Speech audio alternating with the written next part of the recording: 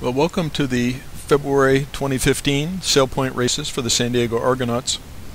Today during our racing we had several incidents between boats, and so we're going to take a closer look at some of those and try to figure out, based on the racing rules, who was in the right and who was in the wrong. So here's our first situation. We've got three boats approaching the weather mark on port, and number 82 has just tacked over to starboard, and number 81, who was on port, looked like he had it tacked to get out of the way. And the question really is, so did 82 tack too close to 81, or did 81 not respond appropriately? So let's take a closer look at this and see if the video can help us out a little bit. So we're going to back this up, the video up, and run it at quarter speed to kind of see what's going on. Okay. So 82 is on port. 82 is now heading up to weather, heading up to windward, and now he is tacking. He is past head to wind, and he is now on starboard tack. And I'm going to freeze the video right at the point that 82 is on a close hauled course.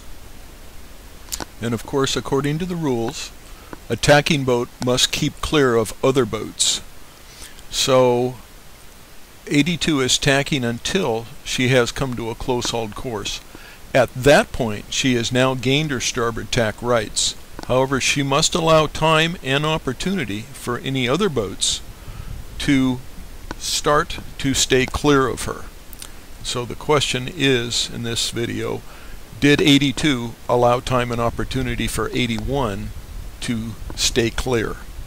And I believe, based on the position of the two boats in our freeze frame, which represented the time that 82 obtained her starboard tack rights, that 82 did indeed tack too close to 81 and therefore should do a one-turn penalty.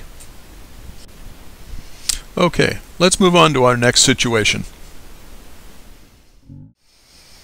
Okay, here's another port starboard situation, but in this case there are two port tack boats approaching a starboard tack boat, who of course has the right of way.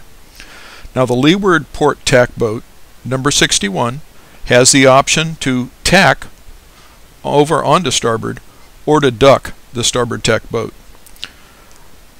So again, I'm going to freeze the video just at the point where number 61 completes her tack. It is only at that point that number 53 must begin to alter her course. However, number 61 cannot tack without fouling number 53, who is also on port tack. In this situation, number 61 can hail for room to tack, and number 53, the other port tack boat, is obligated to respond. If number 61 decides to tack without hailing, as she did in this case, she runs the risk of being protested by number 53 for tacking too close. Okay, and here's a similar situation with a number of boats approaching the weather mark on port.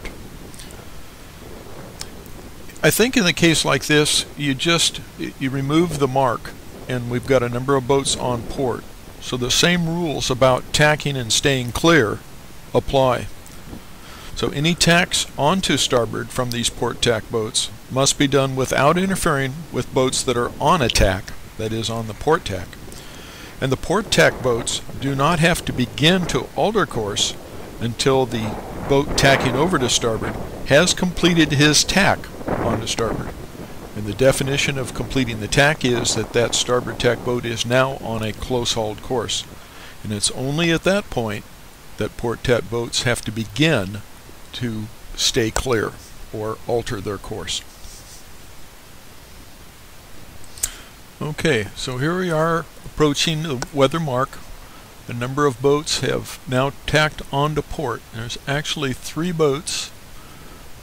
591 in the lead, number 61, and number 81, which has got the red stripe on his jib, kind of buried a little bit behind. So those three boats were the three boats approaching the mark on port.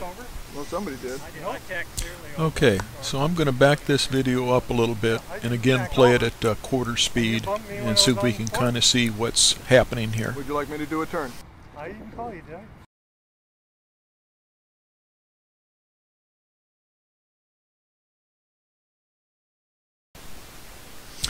Okay, so here are the three boats approaching the mark. That boat in the lead, 591, 62 inside him, and number 81 inside 61. So 591 looks like he's heading up a little bit. The wind's up and down. Number 61 still driving. Everybody is still on port heading into the mark. Everybody's still on port heading to the mark.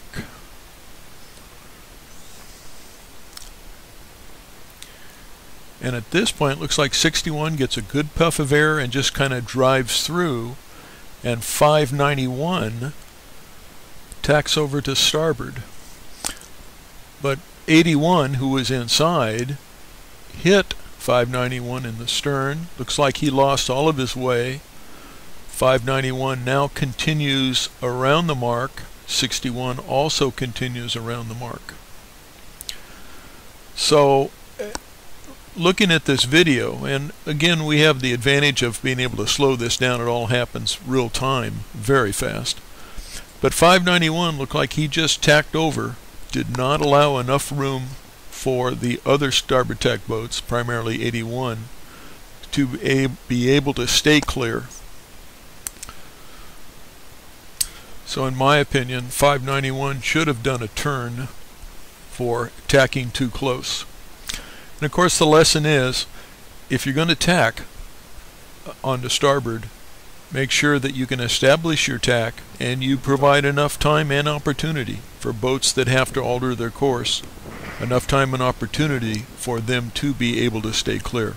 If you do not, then you are tacking too close. Okay, that's going to wrap it up for today. I think the lesson learned from these situations is that if you tack into a right-of-way position, do be sure that you're allowing enough time and opportunity for those burden boats to stay clear of you. So until next time, take care, sail fast.